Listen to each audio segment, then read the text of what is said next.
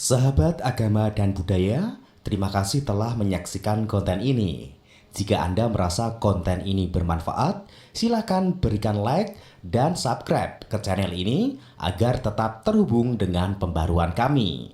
Kami juga sangat menghargai saran Anda, jadi jangan ragu untuk meninggalkan pesan di kolom komentar.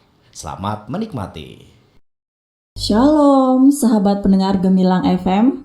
Bagaimana kabarnya hari ini?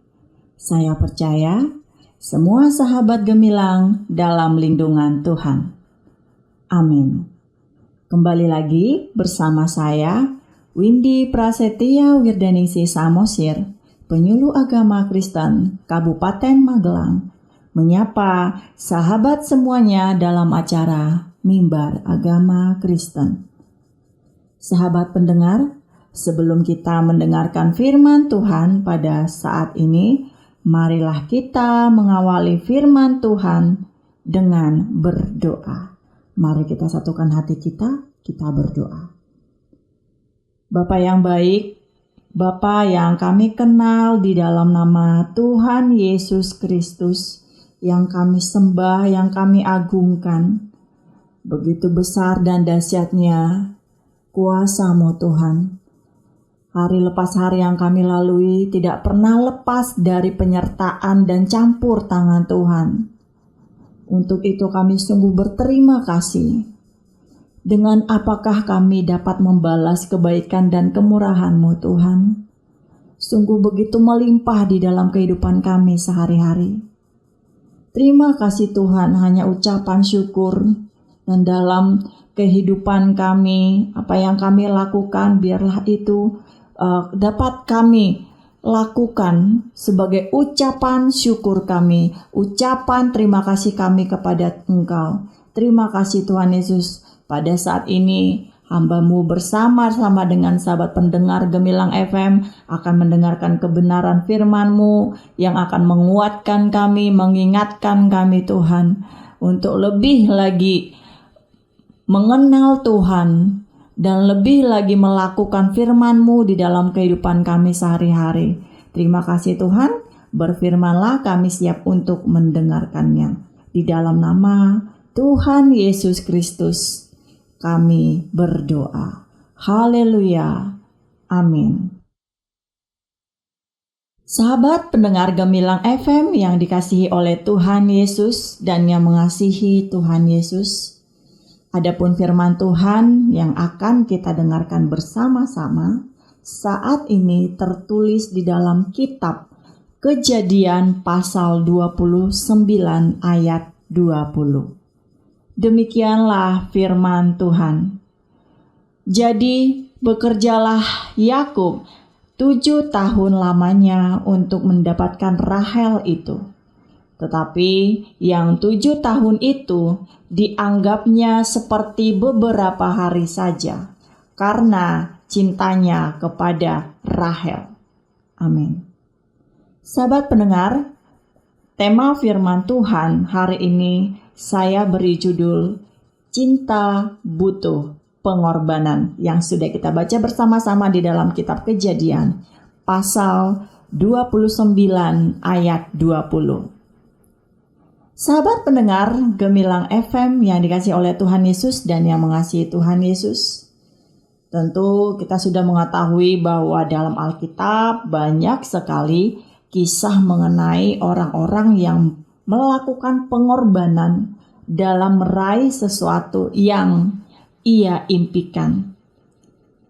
Jatuh cinta merupakan salah satu momen yang paling indah, bahkan dapat dinilai sebagai momen terindah dalam hidup seseorang.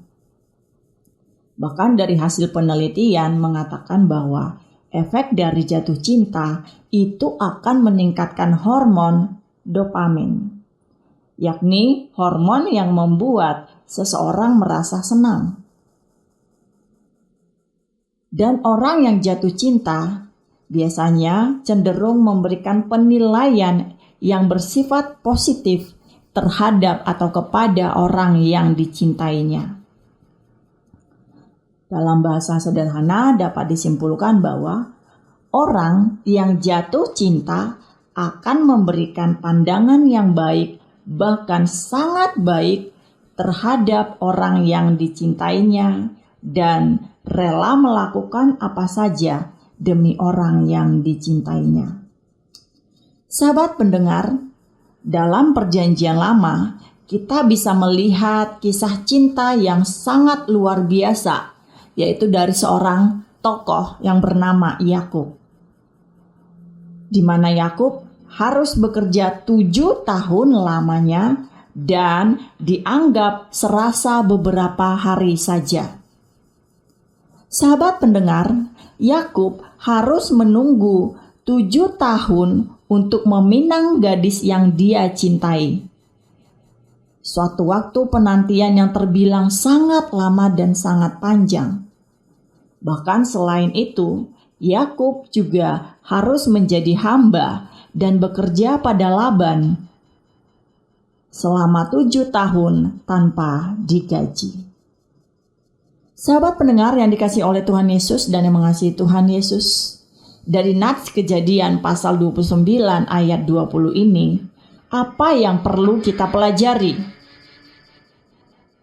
Yakub harus berkorban, baik itu korban waktu, tenaga, dan pikiran untuk mendapatkan pujaan hatinya. Mungkin sahabat pendengar gemilang, kalau kita diingatkan kembali bagaimana ketika kita dulu sebelum menikah kita sedang menjalin hubungan pacaran spesial, hubungan yang spesial kepada orang yang kita sayangi, yang saat ini sudah menjadi pendamping hidup kita, suami atau kepada istri kita gitu. Bagaimana pengorbanan yang sudah kita lakukan. Jelas hal tersebut itu adalah sesuatu yang tidak mudah dilakukan. Dari zaman dulu sampai zaman sekarang, sulit untuk menemukan orang yang mau menunggu selama 7 tahun untuk mendapatkan yang diinginkannya dan menemukan orang yang mau bekerja selama 7 tahun tanpa digaji.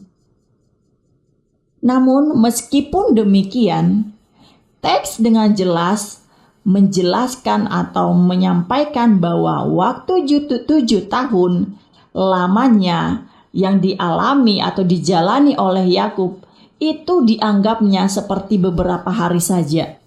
Ini sesuatu hal yang sangat spesial. Nah, sahabat pendengar gemilang, pertanyaannya, kenapa sampai demikian respon dari seorang Yakub yang tadinya 7 tahun itu sangat dianggap itu sangat lama sekali, tetapi itu wajib dilakukan. Luar biasa seorang Yakub, meskipun dalam implementasinya dia harus melakukan komitmennya untuk menjalaninya selama 7 tahun untuk meminang gadisnya. Ia menganggap itu hanya beberapa hari saja dan ia melakukannya dengan semangat, dengan sukacita. Kenapa demikian? Di sini karena Yakub begitu sangat-sangat mencintai Rahel. Nah, ternyata cinta dapat mengubah paradigma dan perspektif seseorang sehingga sesuatu yang sangat berat sekalipun itu dianggap menjadi sesuatu yang sangat ringan. Ternyata cinta dapat mendorong seseorang untuk memaksimalkan kapasitas yang ada pada dirinya dari yang tidak mampu, dari yang tidak bisa menjadi mampu dan menjadi bisa. Dan ternyata cinta juga dapat membuat seseorang mampu bertahan menghadapi segala rintangan. Bahkan itu sekalipun itu rintangan yang sangat berat akan menjadi ringan karena dilakukan untuk orang yang sangat-sangat dicintai. Dan ternyata sahabat pendengar, cinta dapat menstimulus seseorang untuk melakukan segala sesuatu dengan kerelaan hati dan penuh sukacita. Itulah yang terjadi dan dialami oleh seorang Yakub. Sahabat pendengar Gemilang FM yang dikasihi oleh Tuhan Yesus, tentu sudah seharusnya apa yang dialami dan apa yang terjadi serta apa yang dilakukan atau respon dari seorang Yakub dilakukan pula oleh orang-orang Kristen atau orang-orang yang mengaku percaya kepada Tuhan Yesus. Banyak sekali orang percaya berkata bahwa cinta, bahkan cinta mati-matian kepada Tuhan Yesus. Tetapi cinta kepada Tuhan Yesus itu tidak dilihat, tidak bisa dilihat dan dari tindakan dan perbuatannya.